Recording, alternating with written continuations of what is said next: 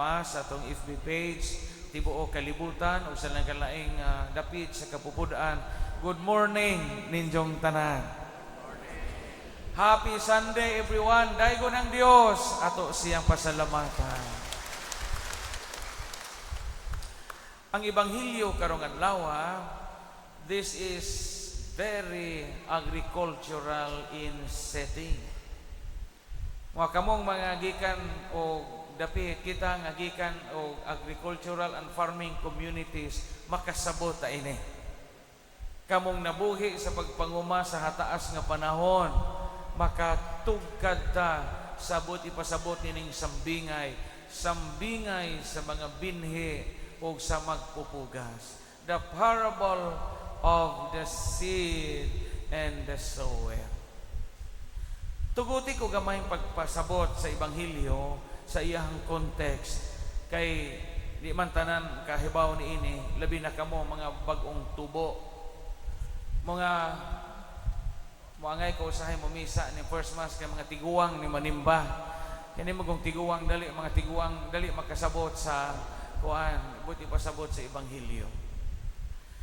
Umaminaw ta sa Ebanghelyo karon, tulo ka matang sa pagpatubo o binhi ang gigamit sa mga karaang mag-uuma sa kaniang panahon. Mag-review tagamay kay aron makahinumdum pud sa ato mga tatay ug nanay ug sa mga yugto nga batan-on pakita. There are three ways of sowing in the olden days, in the olden times. Primerong pamaagi sa pagpatubo o binhi kaniadto, kining gihisgutan sa Ebanghelyo, kining giingon og pagsabot. Hanama din sa Ebanghelyo, sa pagsabot sa binhi. Sabot pa ba mo sa sabot? Sa may forma og magsabot. Ang sabot gani, ang karaang mag-uuma, magdato siya og hasok. Kaila ba mo hasok? Wano mo kailag hasok? Na uban tiguang hingeo yango kanang hasok mura nag-awho nga talinis og tumoy, italinsan ag tumoy yana. Ini andam na sa tamnanan ang usa ka magpupugas o mag-uuma magdatog hasok, kahoy nga murag awho, gitalinsan to ni jag tumoy, mo to ijang idugsak, sabot mo dugsak no, mo to ijang idugsak, inigdugsak sa isahang hasok at tutong binhi na ibutan. Tabunan o kamayng juta. Maghuwat o gano sa motor. Manay gasabod. Ang purma na sa kamot, murag mo ingana ang mag-uuma. Iyana. Manay magsabod.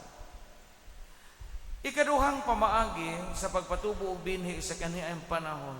Katong pagpugas, pinaagi sa mga tudling. Kasabot mong tudling? Tay tibong sa may tudling. Very good. At inini ka ng linya. Ini guman sa una og daro, ini kapino na sa juta o panahon og bagong uwan. Linyahan to sa magdadaro ang ijahang uma. Linyahan. Kay katong daro sa mag-uuma sa una kay kahoy man to na iputaw sa tumoy, gitawag ka nagpunta. Gitawag ka nagpunta. Diyan mo pa may traktor sa una. Daro nga kahoy. Na ay puthaw sa tumoy nga hait. Gitawag ka nagpunta. Inikadugmok o inikapino na sa yuta. Samtang giandam na niya ang yuta aron tamnan sa binhi. Linyahan to sa mag-uuma. Ang iyang daro mo ay mo linya. Iyang mananap, kabaw, baka, or kabayo. Linya. Adto dito, ipugas ang mga binhi diha sa linya. Aron ang mga binhi, uniform og distansya, uniform pod og nahimutangan. Sabtan ko, tudling. Muna sa karaang binisaya, magbasa sila Bible, ang kinudlo gikan sa Ebanghelyo ni San Mateo, Kapitulo 2, tudling. Tudling, ano man, linya man ang tudling.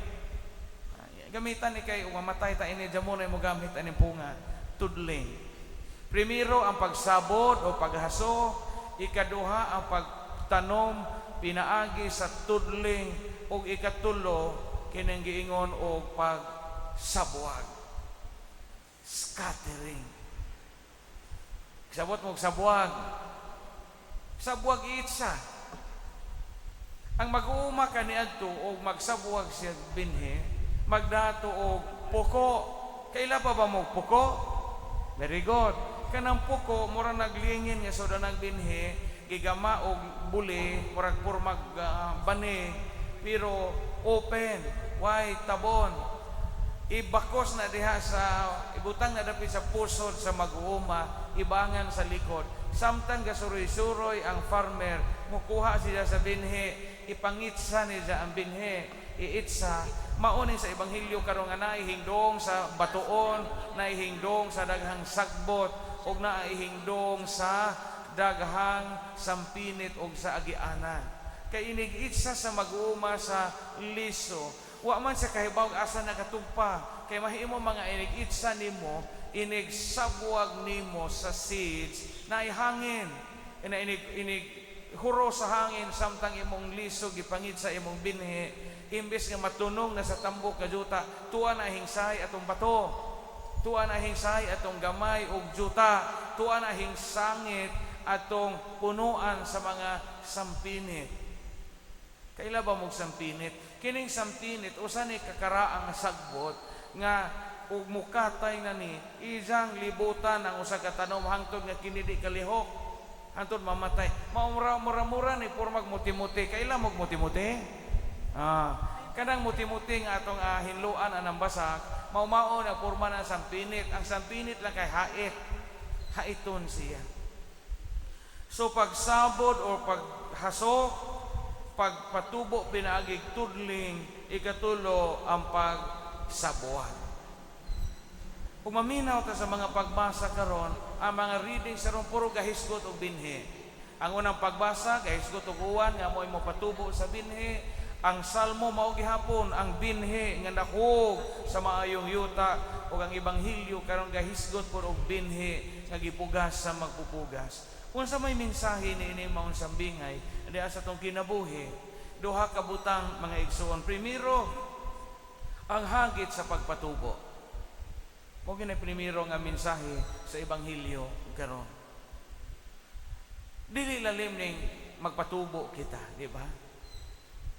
Mo bito nang sa salmo karon ang mag-uuma gahilak samtang gatanom siya. Wa pa man siya kahibahog makaani ba siya. Tuara na sa kamot ug pagbuot sa Dios. Ang pagpatubo dili basta-basta. Kamo mga ginikanan ang pagpatubo og bata. Kana mga bata nga gianak mo ra man mga liso nga gitisok diha sa inyong taguangkan, gitisok sa Dios. Ang pagpatubo anang maong linghod nga mga bata, linghod nga mga tanom, mga lawngon sa atong tawhanong kaliwat. Di lalim. Di lalim ni magpatubog bata arong panahona. Kamantay mo atong mga anak karon, sus kita na may mo paudyon. Kita na mo adjust bay. Kita sa gagmay patanaa jo tay routine. Kung imong nanay mo yung mata o alas 5, bisag alas 5, gimit-mit pata, gimuta pata, pugos kag bakod. O di ka mo bakod, sabligan kag tubig. O di ka ni birahon na imong banig, arsahon ka hantod mahagbong kas katre. Tinga na among disiplina sa una. Kan tubig bitong bugnaw kaadto mo namuna ni mambukot anang habaw nga saguran sa sabligan bitong tubig nga gisud og bago na imong naong. O yung kasi mamatay po kang nanaya ka mga anak. Pero okay naman gihapon, mapurma mata karon di na kakaingon anak sa mga bata. Sila na magbuot sang orasa sila matug, sila na pong orasa magbuot sang orasa sila mo mata, right? Anak na karon naitibok gabi nga galatagaw, naitibok gabi nga kaon og noodles, alas 2 na sa kadlaw nga kaon gihapon noodles. O na pagkabuntag imbis alas 8 na nga mao na puiting lakaw na to, di na pud mamangon. Mao bitaw nga tan-awa karon. Nihit na kaadyo pangitaon ang mga pamilya nga manimba nga silang tanan nining modernong kapanahunan. Sa una, sa gagmay pa ta, makakita ta mga pamilya, murag mga anay ng nanay. Murag anay kay padong sa simbahan, ang nanay gakubot sa kinamagwangan, ang kinamagwangan to'y ikaduha, gunit na pod, ikatulo, ikaupat, ikawaw, tapay ugangang marama, nga tiguang, nga nahap, mo'y muhawid sa kinamanghuran, magsangkadyo to sila manimba. Kakita ba rin tag-ingon anak karon, nihit na kaadso nga naman, unsa kisabay mo kusog, nga batanog simbag alasay sa buntag, wala mo. Kamong nanimba din, iniguli na sa ato, gabukot pa na ato mga anak, kaila 5 na buntag na to. Hagit ni moderno kapanahunan ang pagpatubo. Pariha sa binhi, daghan karon mga sampinit, daghan karon ang mga langgam nga manuka sa binhi aron di makatubo. Pero gitawag kita sa Dios sa pagpatubo sa binhi og liso sa pagtuo diha sa atong kinabuhi. Ikaduha nga hagit diha sa atong pagpatubo, ang pagpatubo sa atong mga anak, ang pagpatubo sa atong kaugalingon diha sa pagtuo. Ngano man, og di gud ta motubo, di man ta makapamunga. Moy buti pasabot sa ebanghelyo karon. Duha ka butang gud ning gipasabot sa ebanghelyo karon, ang hagit sa pagpatubo ug hagit sa pagpamunga. Kay daghang mga ginikanan karon nga sige patubo sa mga bata. Ang ref puno og dilata, puno og canned goods, puno tanan naa dito, Yakult na tanan dito, mga imnonon nga mainom, processed food, ani nga puno ang ref. Usay mabalintong ang refrigerator tungod sa kapuno kay para sa mga bata. Di man na dautan. Ang problema, ug ang imong refrigerator imong gipuno pagkaon para sa mga anak, pero wa ninyo busga ang mga anak sa espirituhanon ug mga hiyas ug birtud nga motubo o makapalambo nila sa kalagnong kinabuhi. Daghang mga tawo rong tambo kaadyo pero wa motubo sa kahag. Daghang mga tao karon nga gahuboy-huboy ang lawas pero way sud ang uo. Daghang mga tao karon nga saktog pamurma pero way direksyon sa kinabuhi. Daghang mga tao karon nga piskay o pinahapay ang buhok, piskay o porma ang iya posturao o sa Espanyol pa pero wa jamoy hibang kaaga. Mabitaw nga gabalik-balik si Bishop Abet sa iyang post sa Facebook nga angay ibalik ang GMRC, Good Manners and Right Conduct, aron dili kita mapugngan kita nga di makatubo sa espirituhanon o sa ato nga kalagnon nga kinabuhi. Ikaduha o katapusan, gawas nga gihagit kita sa ebanghelyo karon sa pagpatubo, gihagit usab kita nga makapamunga. Ingon bitaw ang ebanghelyo karon sa katapusan, sa panahon nga namunga ang binhi nga nahug sa mayong yuta, namungag tagkatluan, tagkanuman o taggatos. Bunga. Piskay po do mamungutana kita sa tong kaugalingon karon, ako nga pare o kamo kita nga katauhan sa Dios sa may bunga, sa liso, sa pagtuo nga gitisok sa Ginoo sa tong kasing-kasing. Nga? Kamo mga minjo sa may bunga sa inyong kaminjoon nga inyong nahipos. Utang, loan. Sa may bunga, namunga ba mo sa inyong kaminjoon? Ako, 18 naman ko katuig na pare. Padapan niya, masa mo kapoy bunga sa gasa sa pagkapari, sa liso sa pagkapari nga gitisok sa Ginoo sa panahon nga ikaw padapan niya giordinahan pagkapari. Saman, kumusta man padapan niya sa 18 nimo katuig nga pagkapari, nga kaanam ba kag kaduol sa Ginoo, nga kaanam ba kag kadiosnon o kamainampuon, o nga kaanam ba kag kaladyo. Kaya base ka sige ra kag vlog paderpan niya, nakalimot na ka og rosaryo, nakalimot na ka og ampo sa brebyaryo, kay sige ra kag browse sa Facebook, gaihap og pilay likes og pilay emoji nga gipadani mo sa imong online viewers and followers. . It's good to reflect on that. ang pagpamunga. Sa may bunga ninyo sa inyong pagka-Katoliko, pagka-Kristohano. Mga lay ministers, choir, chapel chairman, mga katikista nga kinakiti karon, nanimba karon, sa may bunga sa inyong pagbalik-balik og serve sa simbahan. Hingtubo ba kita sa itong pagka-Diyos nun o pagkaalagad sa Ginoo. Mga usahay, piskay maning maayo tag uniform. Patan lay minister o piskay kay hinlo kay mo tan-awon nit kay mo napa inyong mga bilo. Pero usahay baya o makakita po kag lay minister or choir or katikista nga pugaw nag-uniform o niya kanang hinglubad na agbulsa ani o niya murag wa na maklarog sang kulura ning uniform nimo color banig minatay nga gibalsamar makahuna-huna po kag kuyawan ni tawhana. Dugay na dyan ninangalagad tay tanawa iyang uniform. Pugaw na God. O nahinglubad na tungod sa isang pagbalik-balik ni Jagadto sa simbahan na nasanot na iyang iglilingkod kay kapila na kini katuig nga gibalik. Usahay baya maka-appreciate ta og nindot nga mga habito, nindot nga mga sinina, pero usahay baya pod mas maka-appreciate kita sa mga tao nga nang lubad ng sinina pero naagi hapon. Kay mamahimo man nga ang atong biste, piskay, way buling o way mansa, way lumit kay wa gamita. Mahimo man na.